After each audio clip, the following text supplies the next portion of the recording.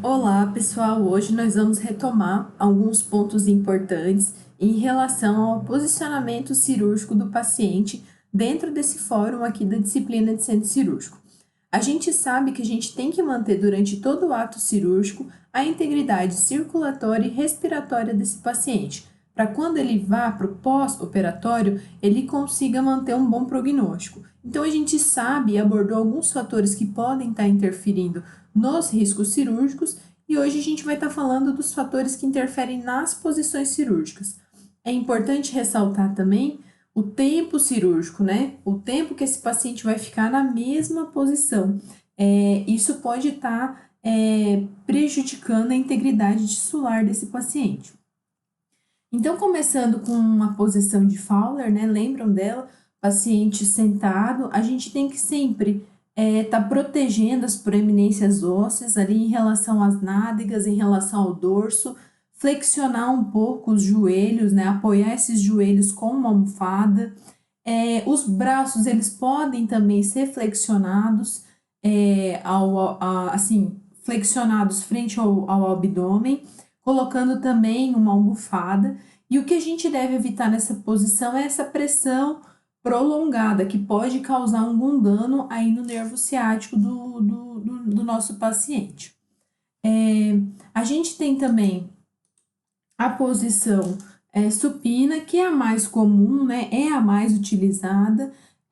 A gente tem que, né, nessa posição, só retomar os pontos de pressão que devem ser protegidos, como a região occipital, né, a região escapular, a região sacral e a região coxígea e dos calcâneos. Né? Para isso, a gente pode estar utilizando um coxim, pode estar colocando pequenas almofadas.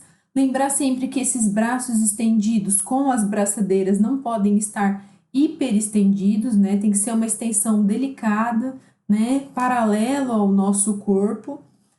E em relação à posição ventral, que é muito utilizada para procedimentos de coluna ou procedimentos da área retal desse paciente, a gente tem que se atentar especialmente aos tubos, ou seja, quando ele for entrar na anestesia, como que está a localização desses tubos traqueais, está protegendo as vias aéreas desse nosso paciente, né?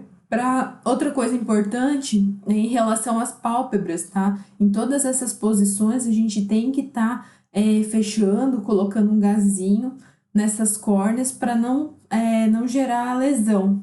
E ainda pensando nessa posição ventral, a gente tem que ver de uma forma que não fique pressionando a região das mamas nas mulheres, né, nas genitálias masculinas, que pode, depois do procedimento cirúrgico, gerar um desconforto aí no paciente, tá?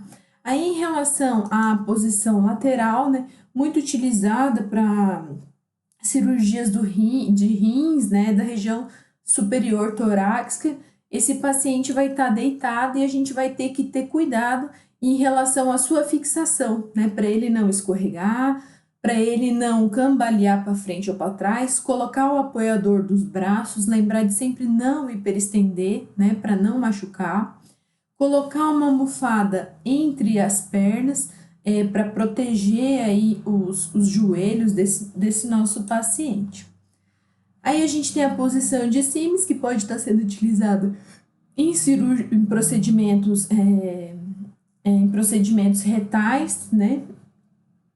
O paciente ele tem que estar de uma forma mais confortável por cima, mais confortável possível, gente, engasgou aqui.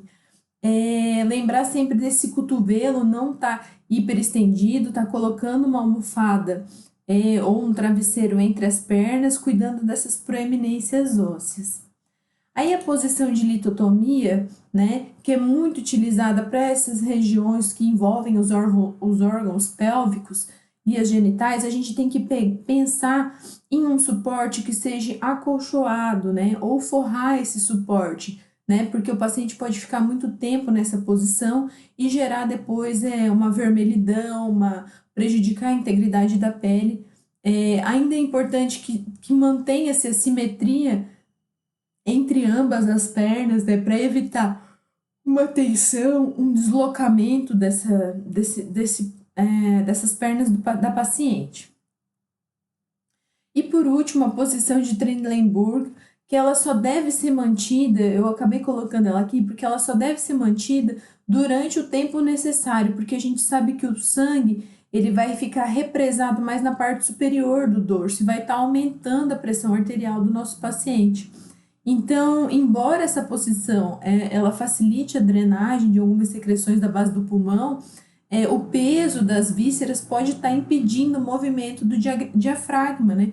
O movimento respiratório do paciente. Então, ele deve retornar à posição, né, de decúbito dorsal, claro que vagarosamente, né, lentamente, para evitar hipotensão, mas o quanto antes possível, né? Então, essas eu acho que são as principais posições que exigem alguns cuidados aí do nosso paciente.